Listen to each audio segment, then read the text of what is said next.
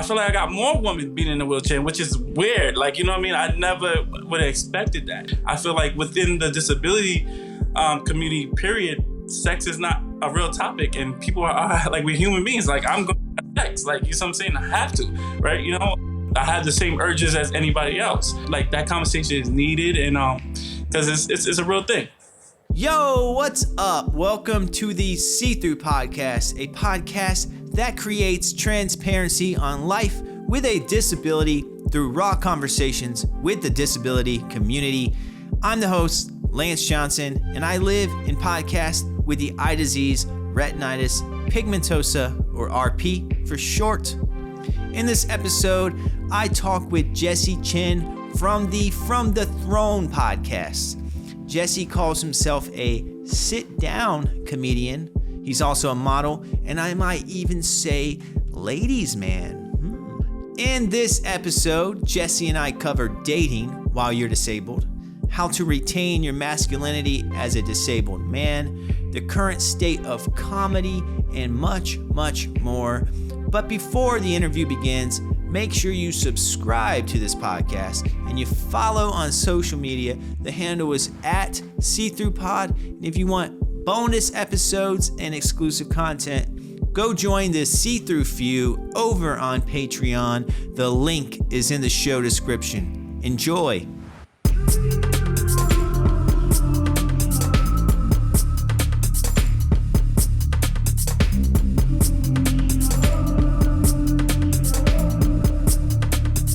Jessie Chin, welcome to the See-Through Podcast. We're in business, man. How you doing? Yeah, man. I've been kind of like DMing you on Instagram for like a while, and I've been wanting to interview for a while. So I'm pretty stoked today that I get to talk with you, man. I have some cool things I want to talk with you about. So I'm excited for this one. I hope I don't act like a diva, because you say you've been, DMing me back and forth. Man, you play hard to get, dude.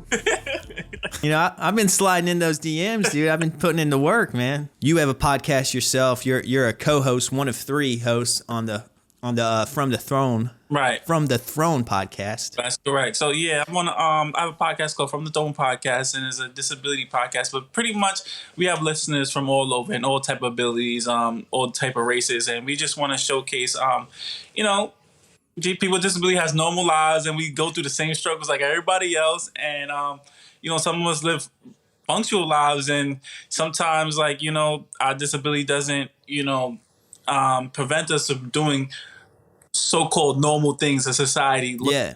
Right? Like, cause I live with normal, I drive, I do the same thing, you know what I mean? But society and, also social media doesn't really showcase that much of that, Yeah. That's what the podcast. You have a nice car, by the way. Oh, thank you. Yeah, no Mercedes-Benz, but I want to, yeah. That's my next car. I'm an Elon Musk fan, so I want. You gonna get a Tesla? Yeah, I drove one, and I was like, I'm never drive. It's like a spaceship, man. It's like you drive one of those cars. I don't know. It's like I'm not going back to a regular car.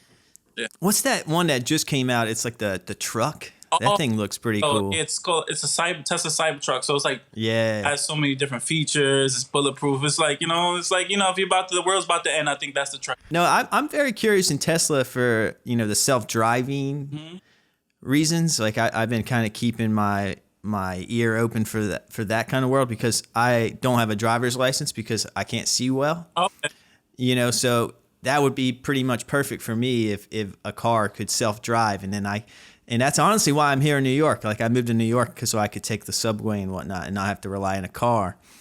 But, while I am a fan of New York, I love living here. Maybe I could live somewhere else and get around just as easily. So it'll open a lot of doors for I think people in my situation. Where are you originally from? North Carolina. Oh, okay. Yeah, you do have such a... Yeah, people pick up on it pretty quick, especially like if you're from New York, right? Yeah. Yeah. So I've noticed that people from New York will pick up on it really fast.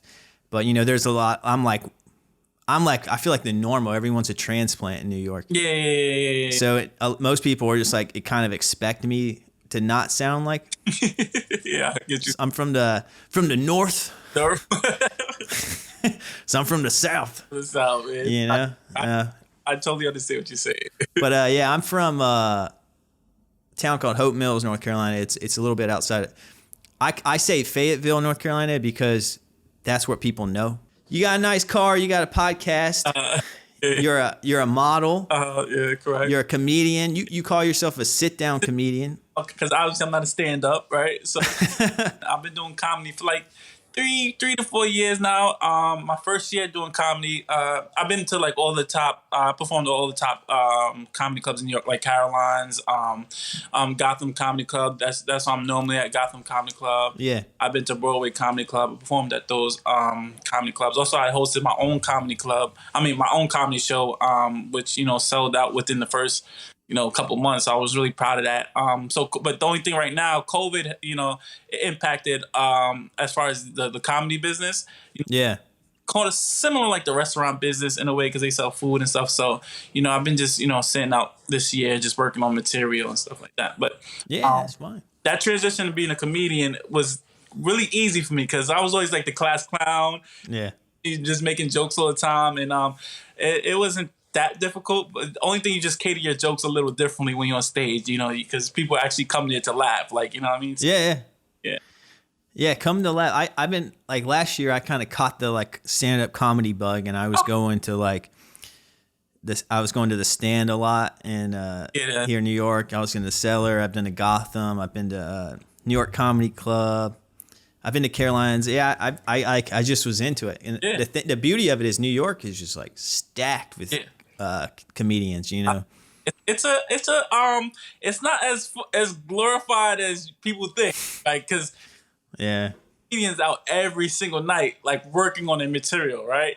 I've noticed that because I'll like look at schedules because there's some weeks where I'd go to multiple ones, and then you kind of start to figure out these comedians are doing like 3 or 4 shows a night, and they're just going around to venue to venue to venue to venue every single day, every night. Correct. Drinking booze, I'm assuming. Like I just feel like that would be like a lifestyle. If you're tinkering on the edge of addiction or whatever, like I feel like I feel like I kind of have to watch. I like alcohol. Oh, okay. So I kind of have to watch. Like you probably love alcohol because people that say they like stuff, they probably love it. You see what I'm saying? Yeah. I love alcohol. So if I had that lifestyle, man, I think I might. That might be.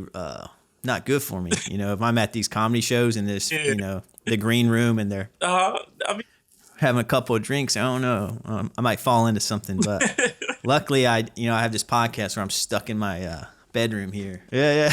I want to talk to you more about comedy because that's a huge interest of mine. Plus, I want to know your approach to it and all that. But yeah, I think there's so much to talk about. Where do we start?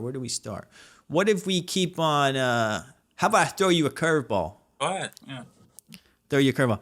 I follow you on Instagram, and I listened to a few episodes of From the Throne. And it's something I haven't quite explored on this podcast, but you guys kind of get a little dirty on the From the Throne every now and then. You talk about sex and having intimate relations with people as a wheelchair user, and that's something I haven't brought up. Right. And I don't know. You seem like a ladies' man. That's what I tried to be. I tried. You got the the bond, dude. You got the style. No, I try to be a ladies' man. You know what I mean? My co-host called me a gentle whore, but I think I'm a gentle man. Yeah. So I always before my injury, I was, I had a lot of women and stuff like that. I love, I like that. That's what they dating and, so when I got wheelchair, I thought all dating, I thought women was going to look at me different, right? Because my parents had changed and I'm like, all right, I have to get adjusted to the new me. Yeah. What happened is like women feed off confidence, right? And I was so much wrapped up in masculinity being like this physical, dominant, strong, because I worked out a lot and I'm supposed to do this. But that's not what really masculinity means, right? You know what I mean? Society thinks masculinity means in a man that he has to be this broad-shouldered dude and muscular, but that's a small part of masculinity, Yeah. right? And I feel like the big part of masculinity is being a man of your word, being a gentleman, right? And Yeah. qualities I feel like that I worked on while being in a wheelchair. So, because I have to do certain things or say certain things where I get the attention of a woman, particularly where my able-bodied counterpart could do things a lot differently, right? Yeah. Yeah. So, I feel like for me, things actually. I feel like I got more women being in a wheelchair, which is weird. Like, you know what I mean? I never would have expected that, And I think it had a lot to do with confidence because I always been a confident person, but being in a wheelchair and going in a room full of people, I stick out. It's like Yeah. Yeah. the guy on the wheels, like you're gonna see me. You can't I can't hide. So I embrace that. Right, Yeah. going into the room, and I feel like I'm confident, and I just my personality is really great, and I feel like within the disability community, period, sex is not a real topic, and people are like we're human beings. Like I'm going to have sex, like what I'm saying, I have to, right? Yeah. I have the same urges as anybody else.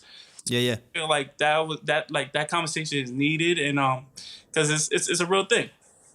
Yeah, and that's why I wanted to talk to you about it because I've had 54 episodes out.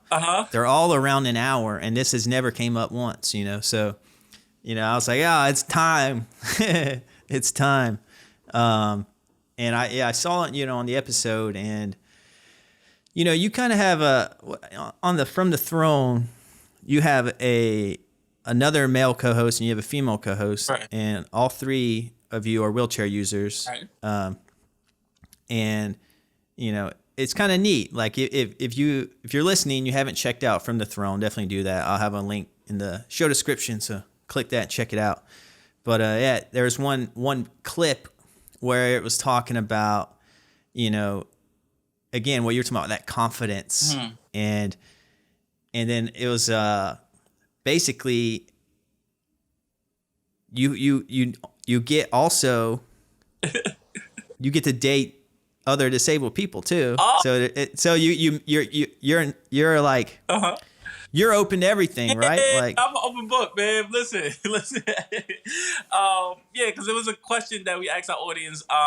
We're looking to date other people that's disabled, and when I first got in the chair, I'm like, why would I date somebody that has no disability? It just makes no sense because I'm like, I was closed-minded to that. Yeah. Then as more you explore, the more you on the internet, you see more and more beautiful people and different personalities. You're like, yo, how can I be minded? I have a disability, right? Yeah. And I did something one time with somebody that was disabled, but it wasn't. My preference is normally like able-bodied woman because that's what I've been dating since I've been in a wheelchair, just able-bodied woman, and I haven't had a problem with that, So yeah. But I'm not saying I wouldn't close off. Like I said, if it would come down to it, I know we have to make a little adjustments. Like going into the room, things will get in the way. But I guess you got to just go things on the fly. But I see no problem in that.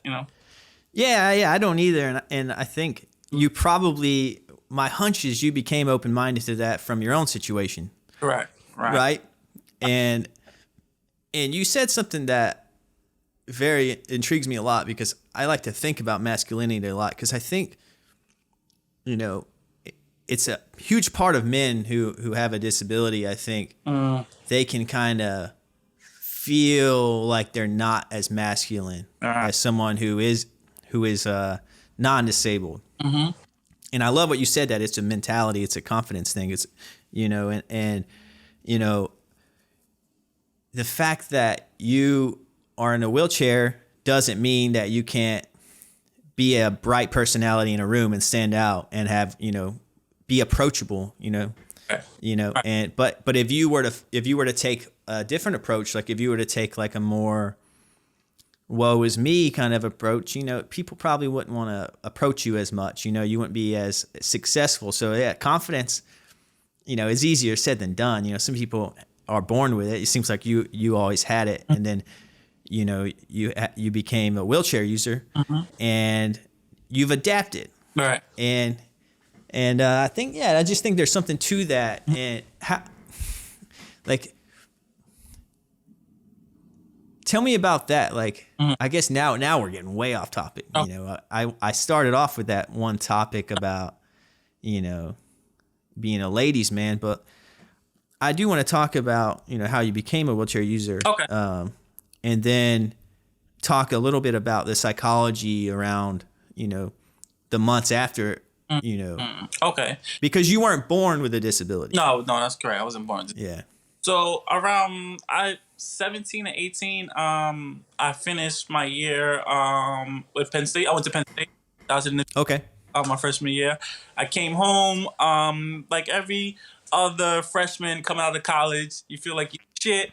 You know, you left home. You know, you're doing everything your own. You know what I mean? So you know, you're just on this kind of high because it's like going living on your own from school, then coming back to your parents' house, you're like, yo, you can't tell me anything. Like I've been just doing this for a long time, you know, young and dumb, right? So Yeah. one day I was out with my friends and I lived on Staten Island from Staten Island. Shout out to the Forgotten Borough. Nobody gives a fuck about Staten Island, but shout out to Staten Island, okay? I'm from Staten Island, so I was on Staten Island and we was going to the city with my friends and just got an altercation with this guy and, you know, next thing you know, he shot me from the back. And yeah, he shot me from the back, and I was in the hospital for a year. When I first got in the hospital, the doctor said I was not going to be able to do anything. Pretty much, I was really messed up. Like I went through a lot of surgeries. I had to learn how to talk again. I had a trach. I don't know if you guys can see it. It's a big hole in my throat. Yeah. Trach. I lost like over 80 pounds. You know, went to dialysis. So it was a lot of obstacles I had to overcome within the hospital setting, and I feel like over time that is initially would build my character, right? Because going through those hard times, and mind you, this is coming from a healthy kid. I was a football player, right? I won the city championship from my high school, so I never was ever in the hospital longer, probably than an hour in my whole life, right? So imagine going from that to being in the hospital for like almost a year, right? And I just discovered, you know, strength, right? I discovered strength and mental toughness from being from that situation. You know, I feel like that's, you know, it's funny how life works, right? Because it's like I was always on a great path. I feel like I was going to be who I was going to become to be, regardless of the situation. But you know, being in this situation, I feel like my life changed as far as like, you know, my destiny and things I'm looking forward to doing, like, you know what I mean, helping others. And and I feel like this is what this life is about. Like, it's not, you know, a lot of people's like, you're born here alone and you die alone. I don't feel like that's what life's about. I feel like we're here to help other people. Like, you know what I mean? And I don't have that selfish mentality. I feel like, you know, if I could die today and I help 10 people, I lived a successful life, right? Because that can help another 10 people, right? So it's all about giving yourself to the world. So it's like, you know, my mindset changed. And pretty much like that. I got shot, you know what I mean? And that's just being in New York City, you know, coming from the areas that I come from. People die often, and it's sadly that's the case. But I look at it as a positive thing because, you know, there's a lot of people that I know that's no longer here. There's a lot of people that I went in the hospital and seen, and they got into accident or whatever the incident is where they can't move their neck, right? They're legic. Like I have full functions on my hand, and I drive. I'm able to have sex. I'm able to, you know, go out sports, right? So I'm grateful of those small things, right? You know, my appreciation of life is. Some people look at me like, oh, damn, I can never be in a wheelchair. But I'm like, this is my second chance on life, you know, and I really appreciate. I have gratitude for that, you know. Yeah, and I think that's why I brought it up. You know, I think, you know, besides it being, you know, give the listeners more insight into you, but also it's like that tapping into that mentality again that that you brought up, because that had to be a mind warp, you know, a normal day, and then you end up in the hospital, and then you lost a lot of weight, and then you had to adapt. You had to learn how to use a wheelchair. You had to adapt to everything. Right. And were you ever like, did you ever doubt if you would be as positive as you are, you know? So positivity, that's what a lot of people like come to me like, you're so positive, this and third. Yeah. being positive and my positivity didn't come overnight, right? I feel like it's like a habit. Like, yeah, I think Yeah. 30 days for something to become a habit. I don't know if it's 28 days, 30 days. Yeah. Yeah. So same thing like positivity or being positive. Like it took a while. Like people see me now like, oh, you're so positive, but you know, I think it starts from day one. Just waking up. I feel it's simple. What I always say is gratitude. Like just being thankful for the small things. And I think Yeah. over time it just becomes part of you. Like the same way somebody can be negative all the time, somebody can be. Yeah. But people don't look. Most people always look at the negative side of things, right? And you can Yeah. change your mind. Like you could program your mind to see the positive and everything. And I look at it in a positive way for me because I'm like my injury could have been a lot worse and it could prevent me from doing a lot of things that I love to do in this situation. That makes total sense because we all know people who are negative, you know, and it's like there can be people who are always positive, Right. and a lot of the time people scratch their head at people who are positive. Right. They're just like they think it's fake, you know, they think it's a fake positivity, but you know, some people are positive. Yeah. Yeah. I'm not saying to live in an unrealistic world where it's like, hey, Yeah. knocked by the bus, ha ha ha, I'm okay. Like not like Yeah. positivity, but I mean like I said, gratitude. Like you know, if you can look at things with the glass half full, you can be optimistic about things could work out for the better. It could work out in your favor, right? So Yeah. look at it like, oh, this could be just negative and it can't happen. Because I've been around people like that, and some people like they're so stuck up in their box or in their circle about everything being negative, and that can be contagious. So like you know. Yeah. I try not to, you know, just think about the negative things. And like I said, it's not living in an unrealistic world, but just looking at the glass half full and knowing that, you know, things could work in my favor. And it's been working, right? Yeah. Yeah. Yeah. Yeah. Definitely working. And so whenever you leave the hospital, were you worried about losing your masculinity, going back to that masculinity point? Like, how did you get back, you know, your confidence there on like, you know, I'll be fine.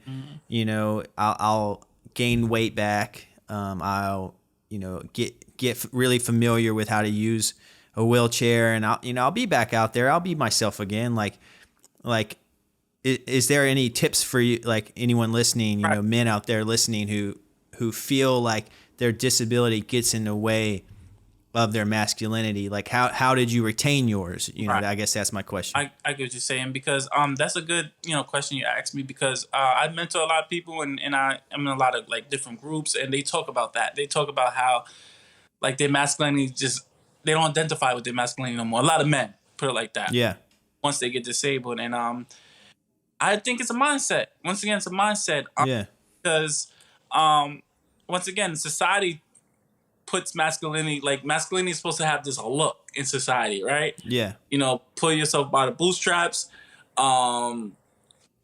abs is big, you know, the stereotype, and that's not what masculinity is. It's so much part of being masculine and your character. I feel like your character is what make you masculine, being a man of your word. So when I'm with women, what I can speak only about my, you know, experience. Yeah. Working for me, and you know, when I'm with women, like, you know, I feel like I still do things that a man's supposed to do in the house. Like I wash the dishes, right?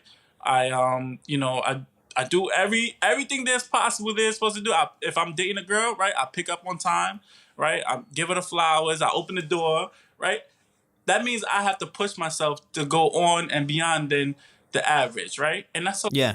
right? Because if anything you want in this life, you got to go get it, right? And I feel like if you want that woman, fellas, if you're out there and you want that woman, you're not feeling masculine enough, Yeah. because you can't provide certain things, figure out an alternative way to do things, right? Yeah. You know what I'm saying? Figure out an alternative way to do things, and you know, I think, and if she really messes you and she really likes you, she will see it. You know what I'm saying? Because I feel like I said, once again, masculinity is not just wrapped up in physical appearance, right? It's I feel like mainly about being a man of your word, and if you're capable to do the things that a man's supposed to do, whatever society tells you what a man's supposed to do, then do it, right? Yeah.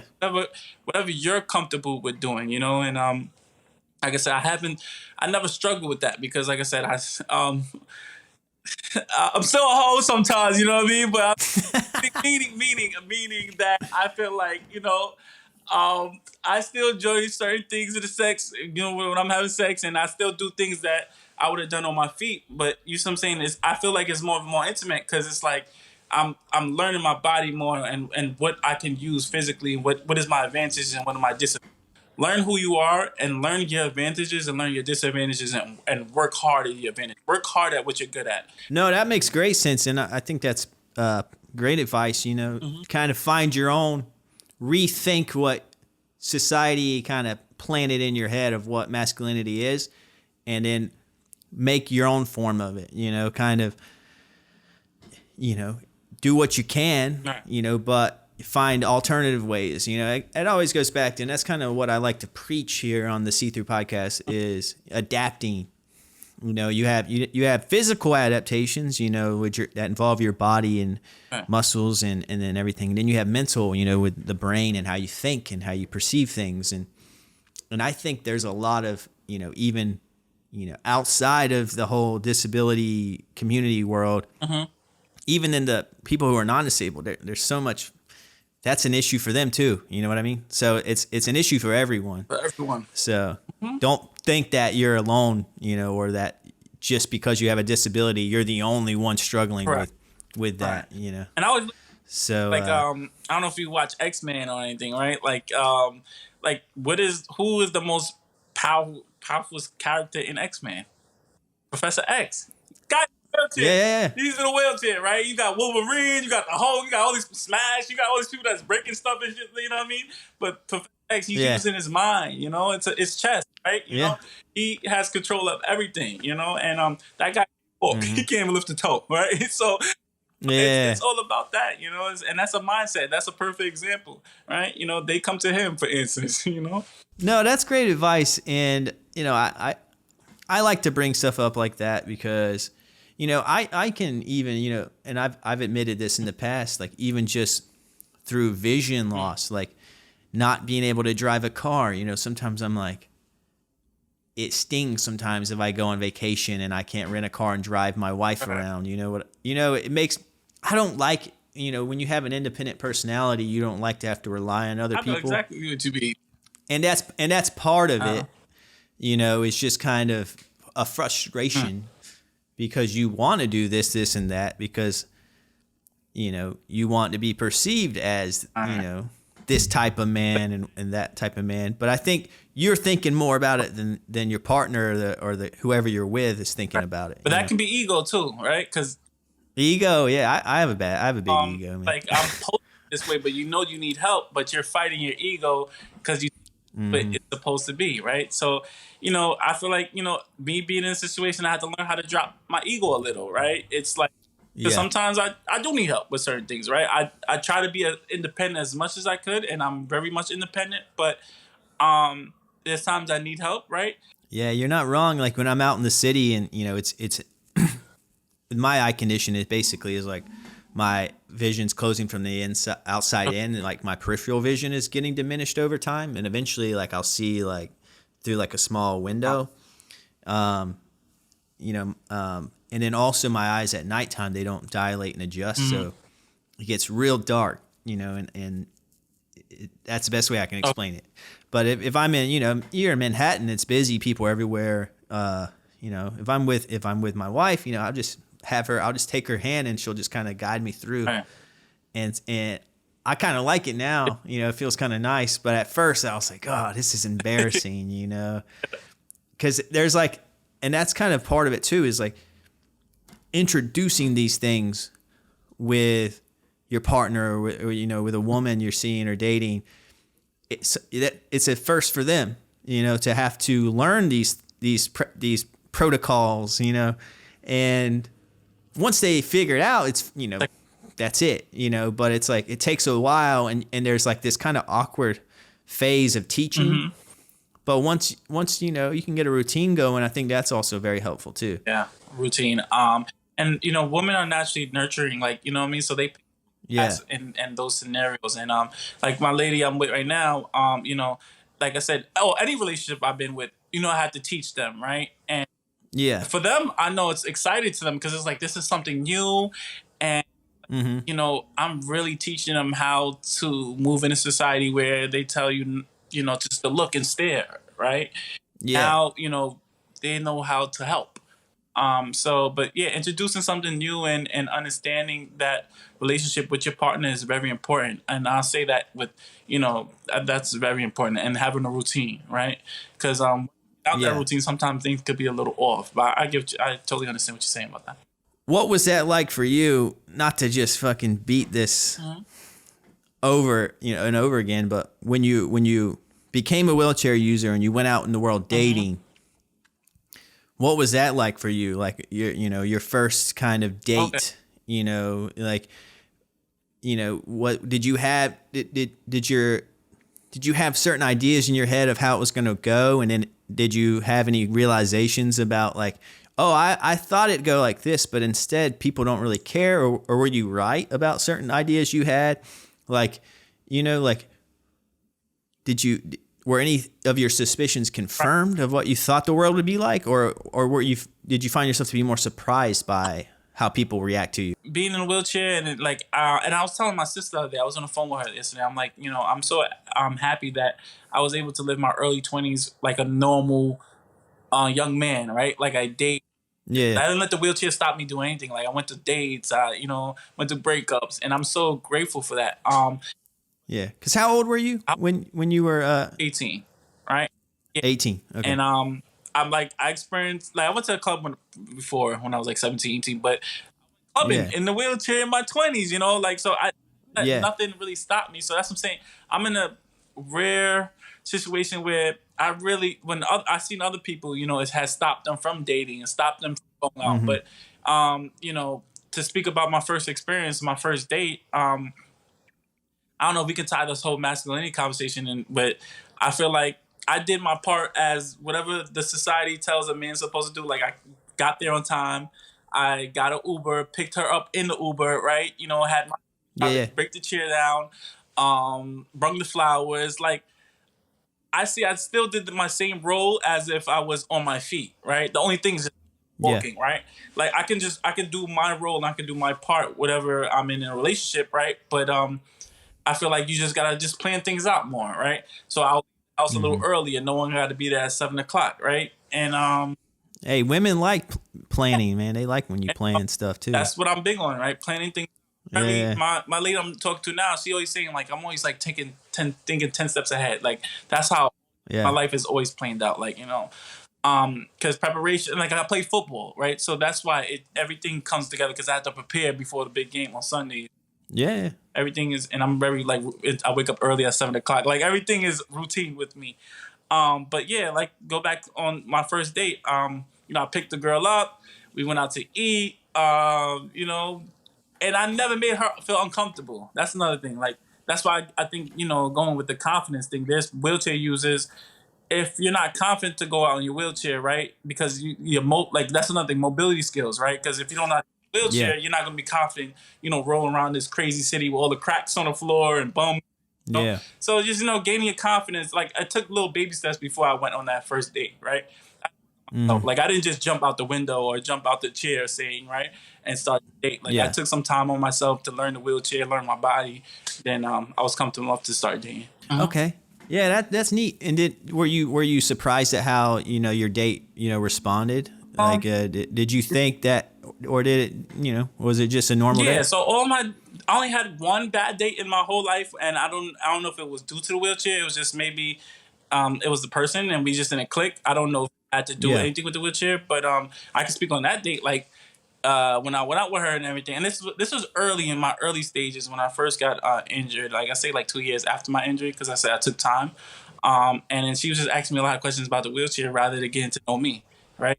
Yeah. So I'm like, well, you're on a date with me, not my wheelchair, right? Like that's the only time I had a slip up regarding like dating and stuff like that. But like I said, I'm blessed. I haven't had a problem in that department, and if I did like had any questions, it was easy. If somebody had a questions or the woman had a question to me, I was comfortable enough to answer and be honest with them, right? Because when you're first honest and you just tell them such and such right out the gate, you give them room to do whatever they want to do, right? Like this is that. All right, rock out or not, All right, I think we covered dating, man. I think we covered it. I do like to hear what you said, man, because I think there's a lot of people in similar shoes out there, and I had to overcome certain ideas of what I thought my life would be like or my masculinity would be, and and I'm altering that now. Yeah, so I don't know. It just takes time, it takes work, and it takes rewiring your brain, Right. I know you're married now, you have a ring on it, but you're a very good looking guy, so I don't see you would have that's what I'm saying. Some people just don't know what's going on. You're a handsome guy, you're like the guy from Thor, your hair I'm saying, who would want you, man?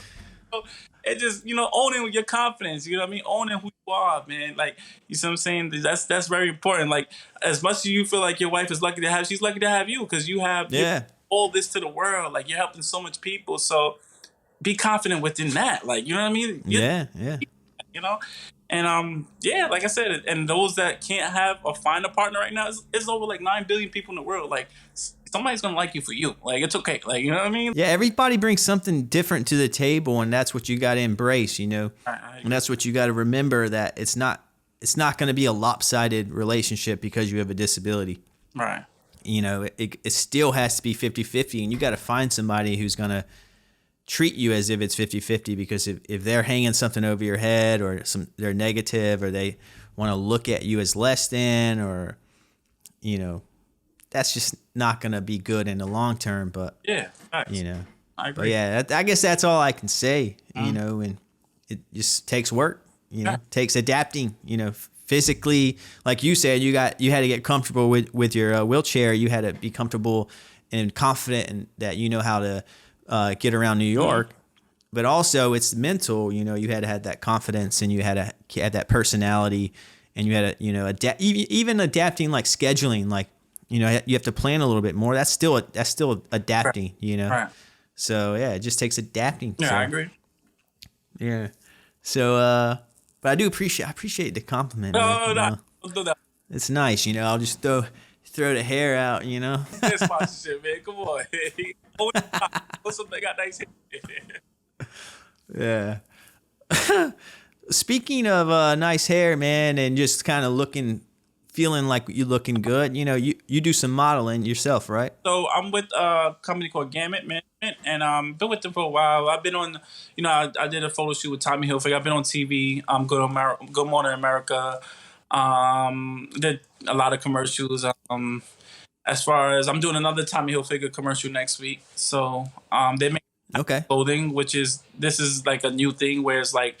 Like these companies are making clothing where people with less function or finger functions are making their clothing a lot accessible. So instead of having like a zipper, they'll have the jacket with magnets.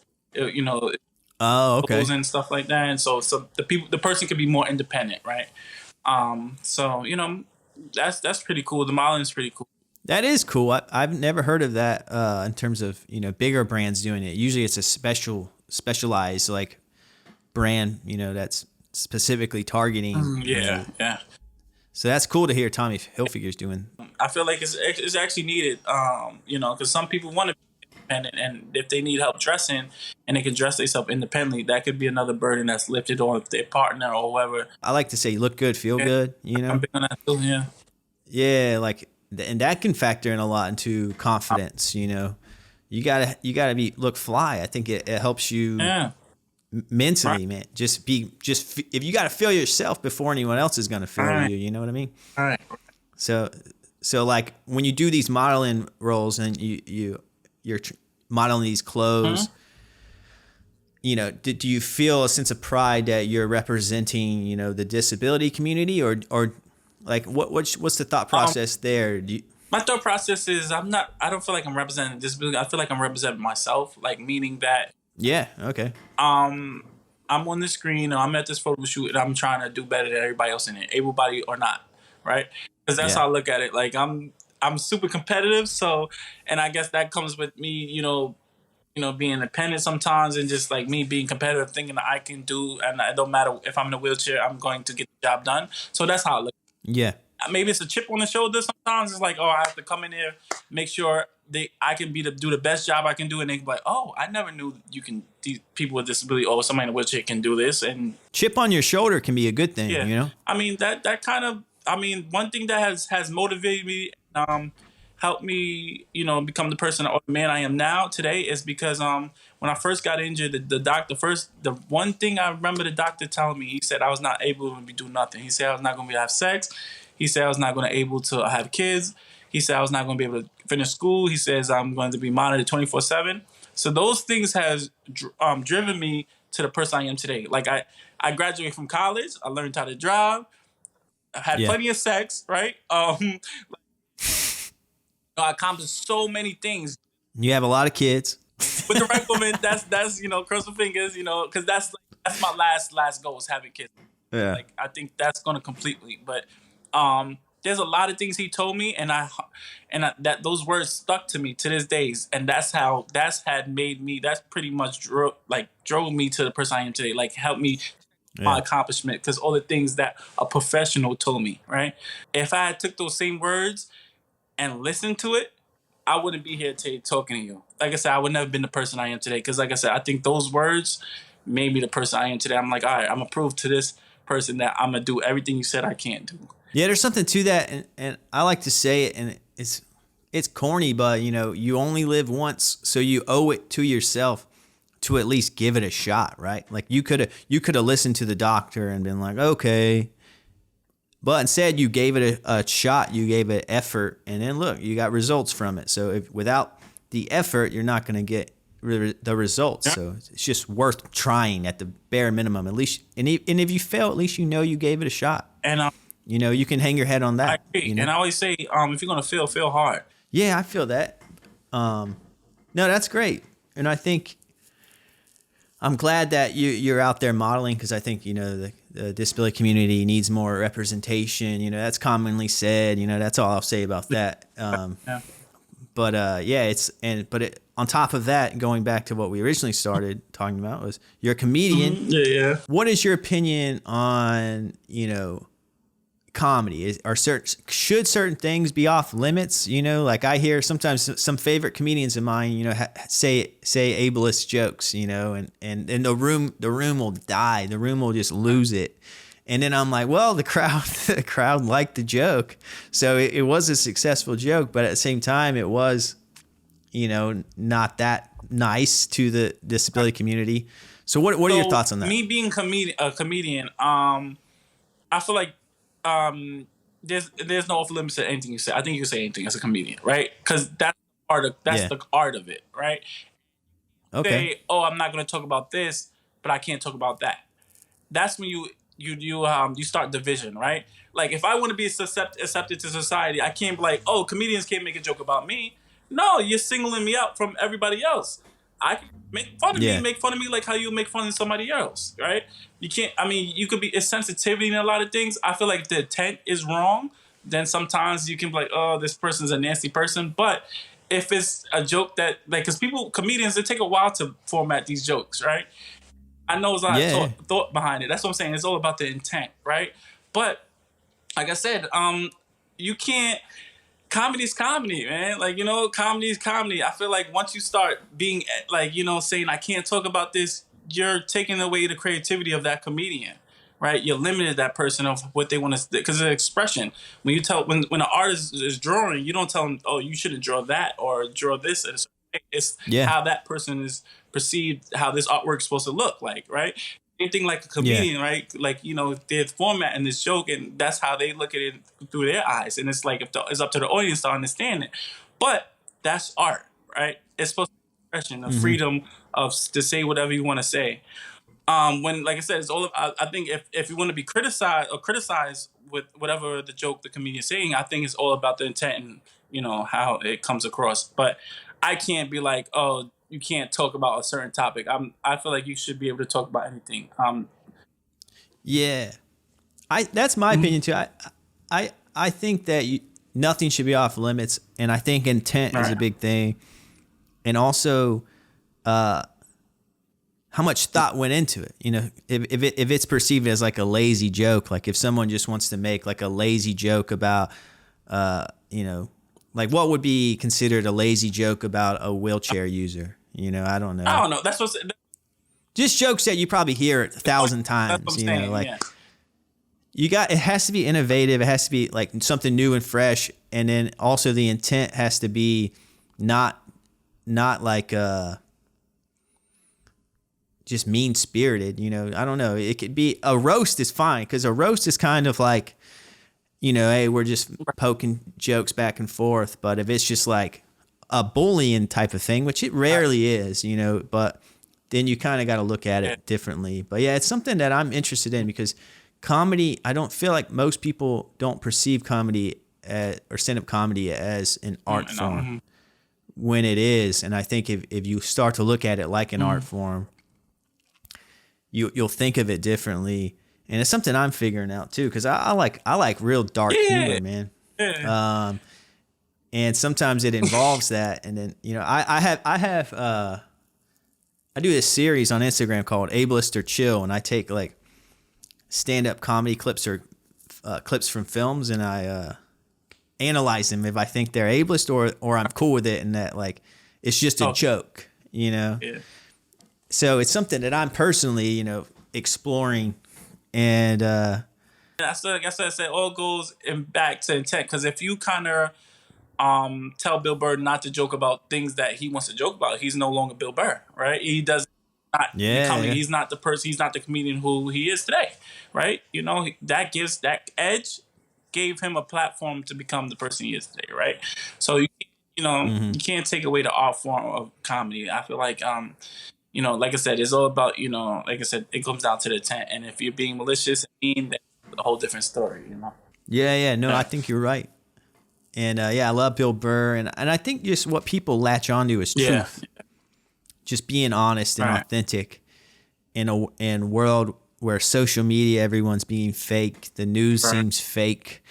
You know, everything seems fake. And I think that's one thing you can always rely on is stand-up comedy to just kind of give you a punch in the face every now and then and kind of wake you up a little bit. And you got to keep that alive. I think if you ever start, I mean, I'm not going to go on like a censorship rant, but it's like if you ever start censoring people, I think that's a bad sign of the direction of society. Yeah. I mean, it's happening now. It's happening right in front of our face. So. I know, man. And, you know, I stand at a weird front because I feel like a lot of, you know, my audience and the disability community, I could perceive them, or at least I perceive them as being pretty woke. You know what I mean? So it's like, how do I balance, you know, my thoughts that maybe don't align, you know, like I'm not going to agree with everything that everyone in the disability community is going to agree with.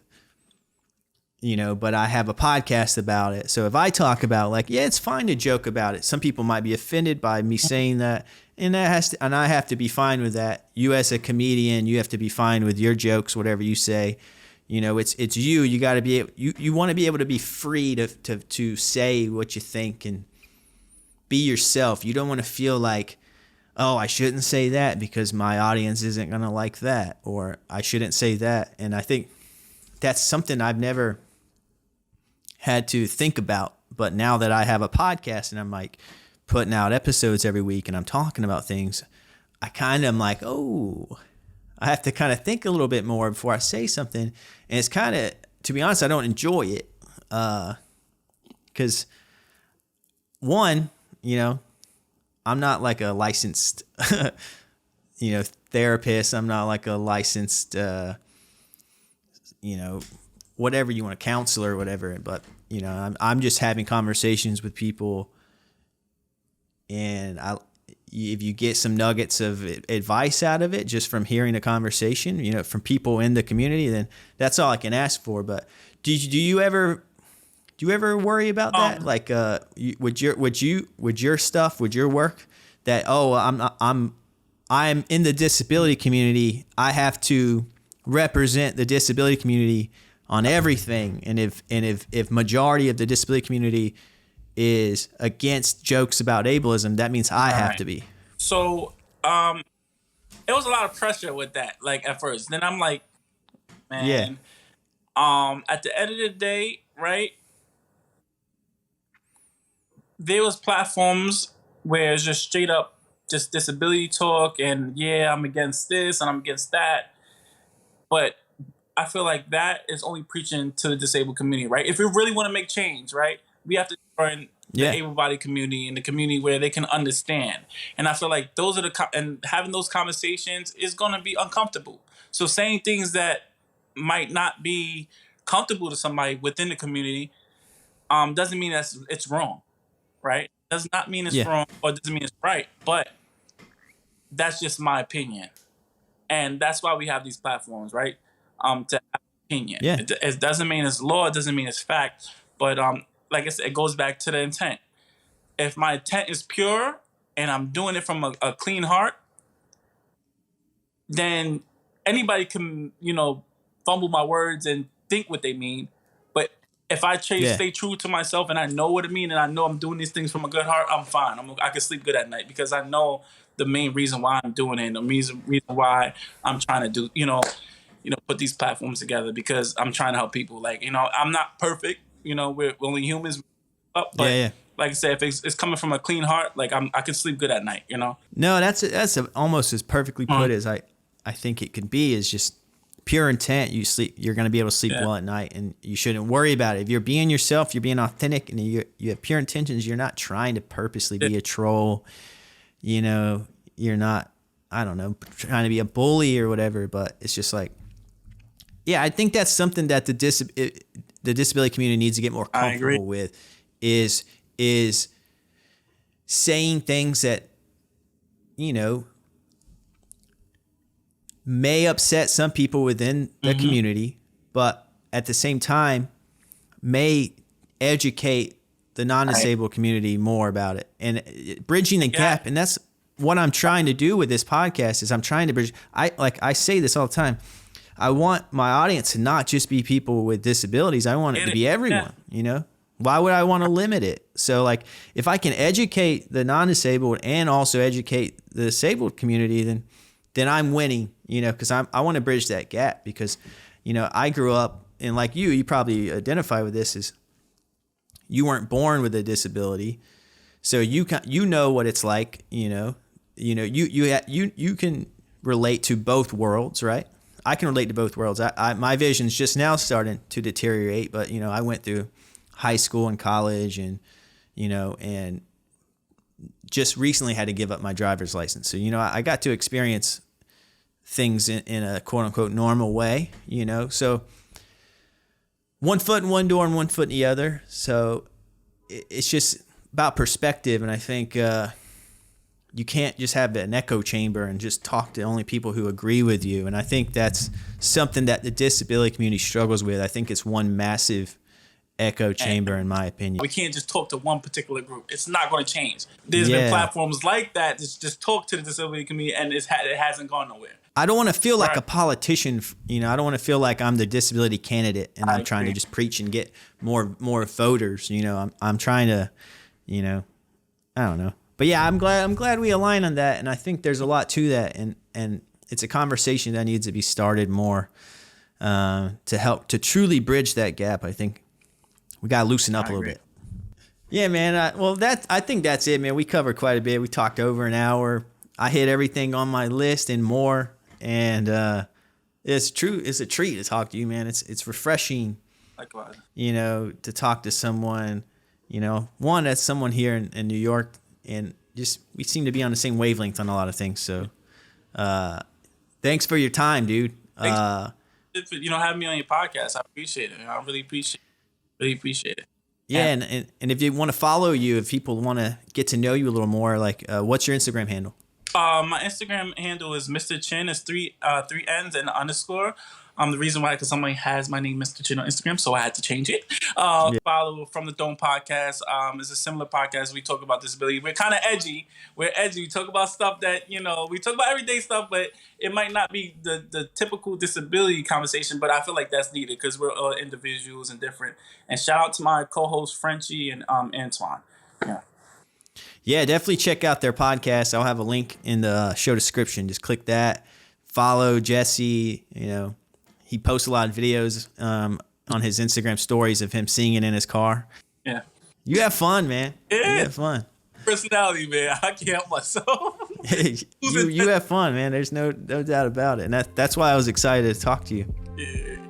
Yeah, man. Well, once again, appreciative of your time, and I'm stoked that we connected, and I look forward to keeping in touch with you, man. But take it easy. Thank you, guys. Thank you.